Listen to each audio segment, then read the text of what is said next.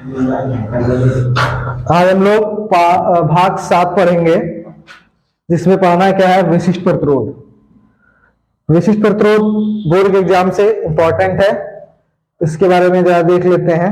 परिभाषाएं थोड़ी डिफरेंस हो सकती हैं, लेकिन सही है। विशिष्ट प्रतिरोध किसे कहते हैं उसके बारे में सबसे पहले हम देख लेते हैं।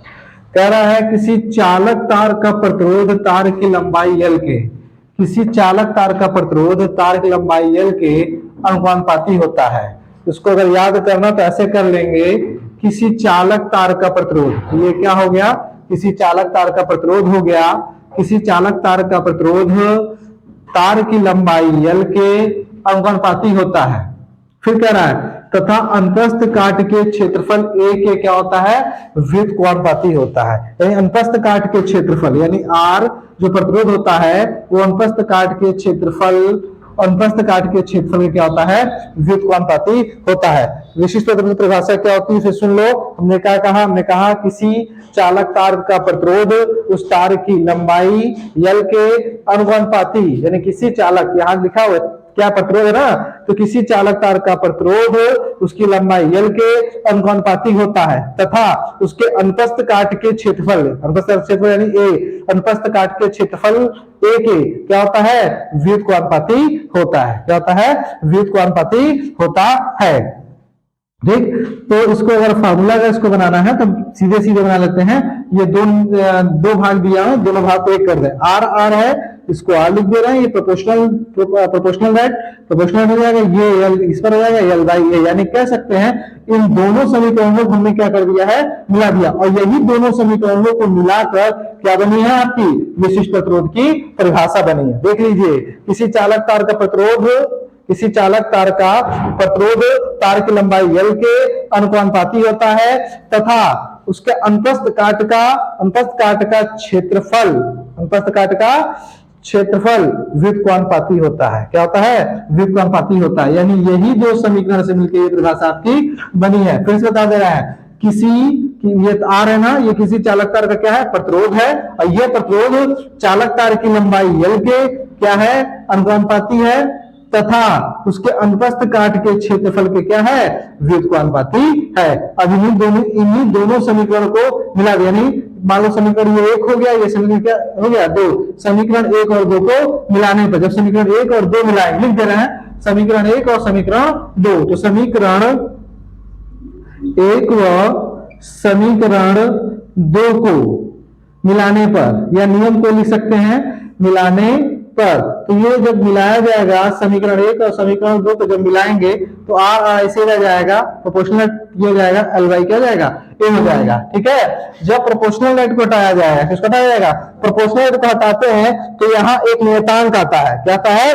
नियतांक। वो उस नियतांक को हम लोग क्या कहते हैं, रो कहते हैं। क्या कहते हैं, रो कहते हैं। तो यहाँ एक नियतांक आ गया, प्रोपोर्शनल रेट की जगह हम क्या लिखेंगे, रो। तो रो का सैंबल ऐसे ही होता है, देख लो, ये क्या हो गया, रो हो गया। इस प्रोपोर्शनल रेट की जगह क्या आ जाएगा आपका, इस प्रोपोर्शनल रेट की जगह आपका रो हो जाएगा, यानी रो हो जाएगा, रो L बाई क्या जाएगा, A हो जाएगा।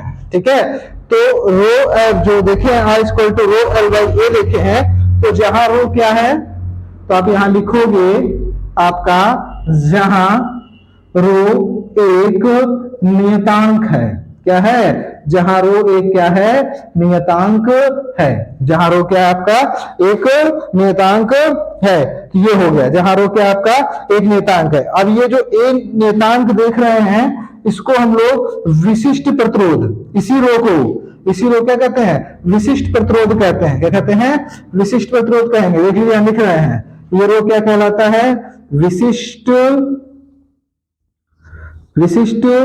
प्रतिरोध। R जानते हैं, R को क्या कहते हैं, प्रतिरोध कहा जाता है। R क्या कहते हैं, प्रतिरोध। रोध क्या कहते हैं, विशिष्ट प्रतिरोध। इस क्या है, नियतांक है। L क्या है, तार की लंबाई है। L क्या है, तार की लंबाई है। A क्या है, तार का क्षेत्रफल है। A क्या है, तार का क्षेत्रफल। जैसा आप लोग देख रहे हैं यहाँ पर, सब लिख दिए हैं। आर क्या है? प्रतिरोध है। रो क्या है? विशिष्ट प्रतिरोध है। एल क्या है? तार की लंबाई है। और ये ए क्या है? तार का अनुप्रस्थ काट, यहाँ छूट गया है, ये अनुप्रस्थ है, अनु बना दे रहे हैं, अनुप्रस्थ, और इसका अनुप्रस्थ काट का क्षेत्रफल है। यानी ये आपका पूरा फॉर्मूला हो गया। अब इसमें हम क्या करते हैं, अब इसके बाद एक फार्मूला और बनेगा, रो को हम बाहर कर देंगे। रो को क्या कर देंगे? बाहर कर देंगे। जब रो को बाहर करेंगे तो आर ए ऊपर चला जाएगा, तो ये इस तरह से हो जाएगा आपका रो इक्वल टू हो जाएगा, आर ए ऊपर चला जाएगा तो आर ए बाई क्या हो जाएगा? एल हो जाएगा। इस पर भी न्यूमेरिकल लगता है और इस पे भी क्या होता है? न्यूमेरिकल आपका लगता है। उम्मीद करते होंगे ये समझ में आ गया होगा। बस ये याद रखिएगा, दो चीजें, ये दो समीकरण याद रखिएगा तो परिभाषा आपकी क्या हो जाएगी? बन जाएगी। इन्हीं दो समीकरणों से देखिए कैसे क्या है। किसी चालक तार का प्रतिरोध उस चालक तार की लंबाई के अनुपाती होता है तथा उसके अनुप्रस्थ काट के क्षेत्रफल के व्युत्क्रमानुपाती होता है। अनुप्रस्थ काट के क्षेत्रफल के व्युत्क्रमानुपाती होता है। बस यही दो चीजें याद होंगी तो ये लिख लेंगे, विशिष्ट प्रतिरोध की परिभाषा आप लोग लिख लेंगे। ठीक है, इसको हम लोग वैद्युत प्रतिरोधकता भी कह सकते हैं। किसको? ये भी याद रखना, जो रो है आपका, ये जो रो है, इसको हम लोग वैद्युत प्रतिरोधकता भी कह सकते हैं। क्या कह सकते हैं? वैद्युत प्रतिरोधकता भी इसको कहा जा सकता है। क्या कहा जा सकता है? वैद्युत प्रतिरोधकता इसको हम लोग कह सकते हैं। ठीक, ये इसमें ये हो गया। अब इसके बाद क्या होगा, इससे संबंधित सवाल भी हो सकता है। ठीक, लेकिन सबसे पहले इसके बारे में मात्रक जान लेते हैं। पूछ देता है कि विशिष्ट प्रतिरोध का मात्रक क्या होता है? विशिष्ट प्रतिरोध का मात्रक क्या होता है? तो विशिष्ट प्रतिरोध का हम लोग मात्रक निकालने चल रहे हैं, तो देख लेते हैं आगे विशिष्ट प्रतिरोध के मात्रक के बारे में। विशिष्ट प्रतिरोध के मात्रक के बारे में देख लेते हैं।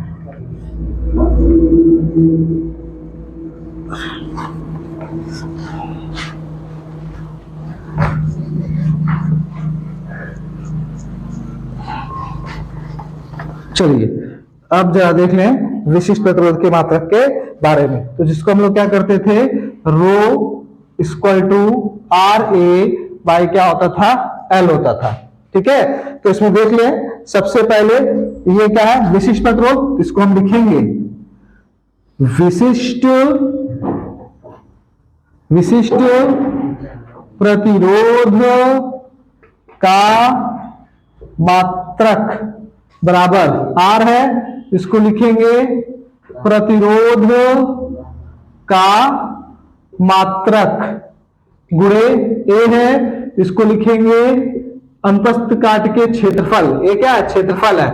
इसको हम शॉर्ट में लिख रहे हैं, इसको लिख रहे, ये पढ़ा जाएगा अनुप्रस्थ पढ़ा जाएगा, ध्यान दीजिएगा, अनुप्रस्थ काट का क्षेत्रफल, क्षेत्रफल अनुप्रस्थ काट का क्षेत्रफल का मात्रक क्या हो जाएगा? अनुप्रस्थ काट के क्षेत्रफल का मात्रक, फिर बटे आपका क्या है? एल, यानी तार की लंबाई का मात्रक, तार की लंबाई का मात्रक। ठीक है, तो अब इसको देखते हैं, तार की लंबाई का मात्रक देखते हैं। इसमें तार की लंबाई का मात्रक क्या हो जाएगा? अब इसको देखते हैं। प्रतिरोध का मात्रक आप लोग पीछे पढ़े हैं, प्रतिरोध का मात्रक क्या होता है? ओम होता है। क्या होता है? ओम। ये हो जाएगा ओम हो गया। ठीक, अब अनुप्रस्थ काट के क्षेत्रफल यानी क्षेत्रफल, तो क्षेत्रफल बराबर क्या होता है? आप लोग जानते हैं, लंबाई गुणे चौड़ाई। यही फार्मूला होता है ना क्षेत्रफल का, लंबाई गुणे चौड़ाई। ठीक है, तो लंबाई का मात्रक क्या हो जाएगा? मीटर। चौड़ाई का मात्रक क्या हो जाएगा? मीटर। ठीक है, तो मीटर का गुणा मीटर मतलब कितना जाएगा? मीटर स्क्वायर, यानी ये हो जाएगा आपका मीटर स्क्वायर। तो मालूम चल गया क्षेत्रफल कहां से आया? क्षेत्रफल फार्मूला लंबाई गुणे चौड़ाई, मीटर गुणे मीटर यानी मीटर स्क्वायर। अब हमने इसको बटे कर दिया। तार की लंबाई का मात्रक, तार की लंबाई का मात्रक, तार की लंबाई, लंबाई या लंबाई मात्रक क्या होता है? मीटर होता है। क्या होता है? मीटर। ठीक, अब आगे देखते हैं। ये तो हो गया आपका अब हो जाएगा ओम है तो इसको ओम गुणे मीटर स्क्वायर है ना, इसको कर सकते हैं मीटर स्क्वायर लिख सकते हैं मीटर गुणे मीटर। ठीक, इसमें कुछ बच्चे मान लीजिए कमजोर होंगे, उनके लिए उनको ऐसा करना पड़ रहा है, बाकी जो तेज बच्चे हैं वो तो समझ ही जाएंगे मीटर स्क्वायर का मतलब क्या है, इसलिए हमको उसको तोड़ के बताना पड़ रहा है। ठीक है, तो ध्यान दीजिए, अब मीटर है ये मीटर ऐसे हो जाएगा, तो मीटर से मीटर कट जाएगा। ठीक है, जब मीटर से मीटर कट जाएगा तो आपको मालूम चल चुका कि जो विशिष्ट प्रतिरोध का जो मात्रक होता है वो क्या बचा, ओम और मीटर। तो हम इसको लिख सकते हैं ओम और ओम डैश मीटर, यानी इसका मात्रक क्या है, ओम मीटर। इसका मात्रक विशिष्ट प्रतिरोध का मात्रक, तो यहां लिख दे रहे हैं विशिष्ट प्रतिरोध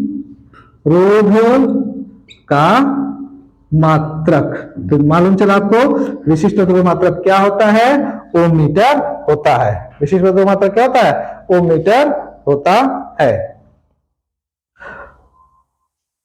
तो हम लोग जो विशिष्ट प्रतिरोध का भी फार्मूला पढ़े थे, अब उससे रिलेटिव आप लोग सवाल पढ़ेंगे, सवाल लगाएंगे। कह रहा है यदि 120 सेंटीमीटर लंबे और 0.04 मिमी व्यास वाले तार का प्रतिरोध 25 ओम है तो तार की धातु के विशिष्ट प्रतिरोध की गणना कीजिए। विशिष्ट प्रतिरोध की गणना करनी है, क्या कर रहा है, 120 सेंटीमीटर लंबे बात कर रहा है। कितने बात कर रहा है, 120 सेंटीमीटर लंबे।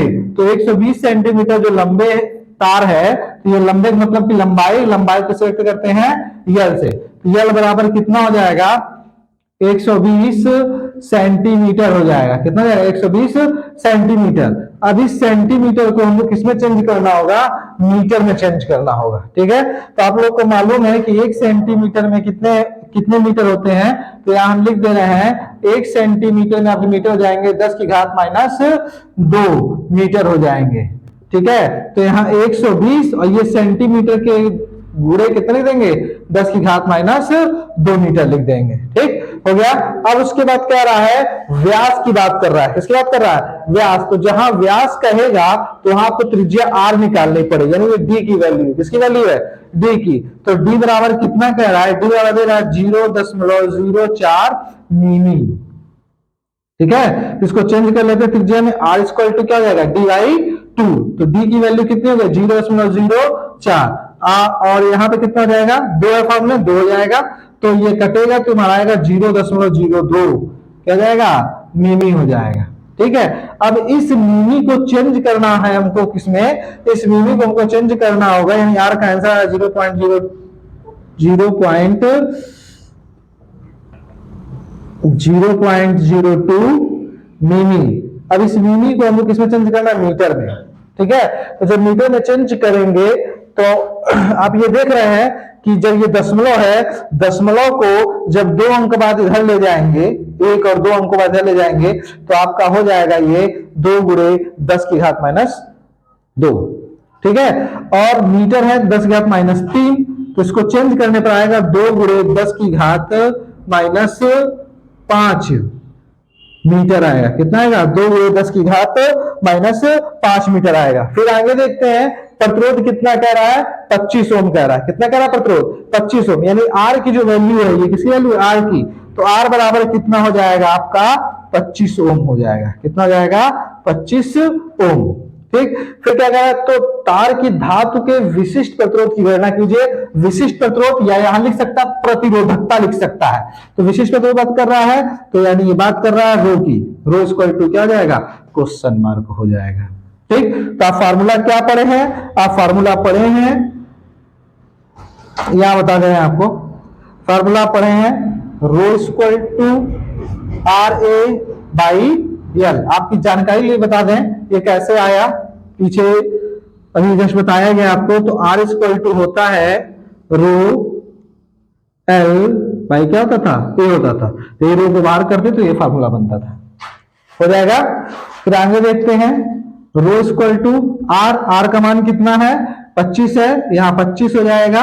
A का मान नहीं दे रहा है। ए, यहां देखिए ए है, यानी ये अनुप्रस्थ काट के क्षेत्रफल की बात कर रहा है। तो अनुप्रस्थ काट के क्षेत्रफल यदि होगा किस रूप में होगा, वृत्त में होगा, और वृत्त का क्षेत्रफल आप जानते हैं ए स्क्वायर टू क्या होता है, पाई आर स्क्वायर होता है। तो ये कितना हो जाएगा आपका, अब फार्मूला पूरा लिख दें, अभी नहीं मान रखेंगे, पाई इस ए की जगह क्या रखे हैं, पाई आर स्क्वायर। क्यों रखा गया, क्योंकि ये अनुप्रस्थ काट का क्षेत्रफल है। अभी हो जाएगा यल, तो फिर हो जाएगा रो स्क्वायर टू आर गुड़े आर नहीं, अब इसकी वैल्यू रखेंगे, क्या रखेंगे, वैल्यू। तो आर की वैल्यू कहाँ है, ये है 25, तो रखेंगे इसको, कितना जाएगा, रुकिए एक मिनट, यहां देख लीजिए, नहीं इस जगह देख लीजिए, यही सही है।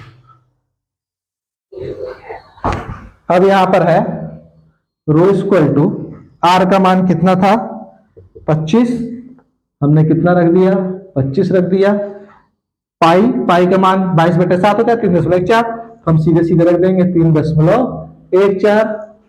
आर स्क्वायर है, आर स्क्वायर है, तो जब आपके ये आर स्क्वायर है तो इस आर स्क्वायर का कितना था, 2 × 10⁻5, ठीक। तो यहां लिख देंगे 2 × 10⁻5 का स्क्वायर हो जाएगा, जगह नहीं है, देख लीजिएगा आप लोग, अपना समझ लीजिएगा, यानी 25 गुणे पाई का मान रख दिया गया 3.14 गुणे, और आर स्क्वायर का मान कितना निकाला गया था, 2 × 10⁻5, तो आर स्क्वायर था इसलिए इसको होल स्क्वायर करिए, 2 × 10⁻5 होल स्क्वायर।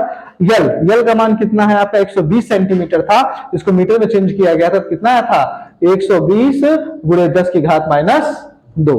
इसके बाद आप इसको हल कर लीजिएगा, ठीक है। ये आपका होमवर्क है, थोड़ा बहुत तो भी करते रहिए, होमवर्क भी करते रहिए।